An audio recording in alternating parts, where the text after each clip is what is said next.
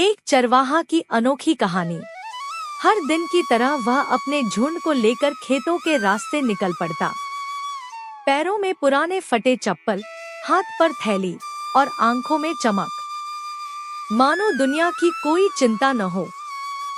बकरियां आगे आगे उछलते कूदते जा रही थी और गोविंद मुस्कुराकर उन्हें पुकारता, अरे लाली, इधर उधर मत भाग। वो तो सेठ जी का खेत है, वहाँ की घास भी महंगी है। पीछे से उसकी माँ आवाज देती, ध्यान रखना बेटा, दोपहर को धूप तेज होगी। जी माँ, जल्दी लौट आऊंगा, तुम भी कुछ खा लेना।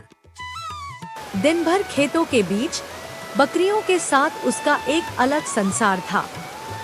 दूर नदी का शोर, हवा में मिट्टी की महक और आसमान में उड़ते बगुले, यही उसकी दुनिया थी।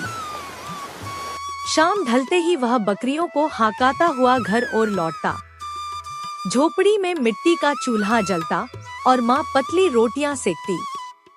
गोविंद बकरियों के सामने घास डाल देता, फिर माँ के पास बैठकर कहता, माँ, एक दिन मैं इतना अनाज उगाऊंगा कि किसी को भूखा सोना नहीं पड़ेगा।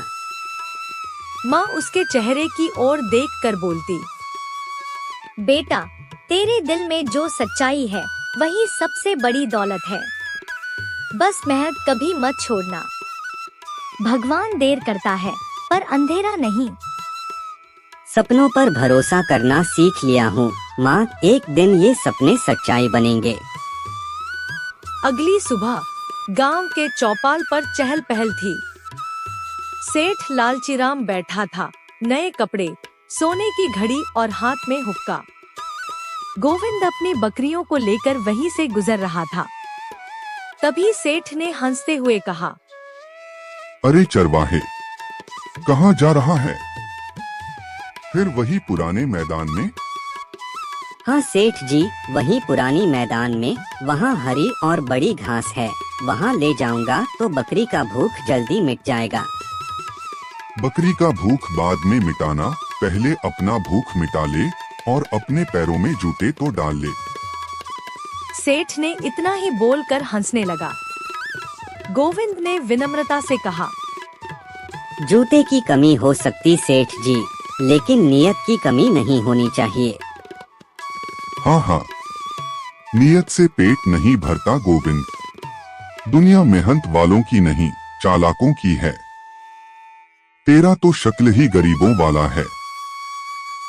गोविंद ने थोड़ा देर सोचने के बाद कहा, चेहरा तो मिट्टी का है सेठ जी, पर मिट्टी में ही फसल उगती है।